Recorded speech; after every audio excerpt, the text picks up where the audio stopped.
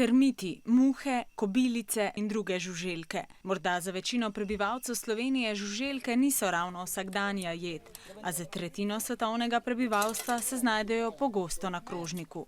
Največ žuželk pojejo v Aziji in Afriki. Moi, je mange les insectes, c'est trop nourrissant. Donc, ça nourrit le corps et ça n'a pas de graisse et ça ne nuit pas au corps.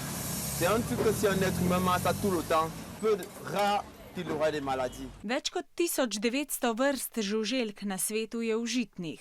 Delce žuželk najdemo tudi v barvilu nekaterih slovenskih izdelkov, jogurtov, sladoledov in rdeče obarvanih pijač. Gojenje žuželk je okolju manj škodljivo kot na primer govedoreja. Vzreja mrčesa ne zavzame veliko prostora, zahteva manj vode, proizvede manj toplogrednih plinov.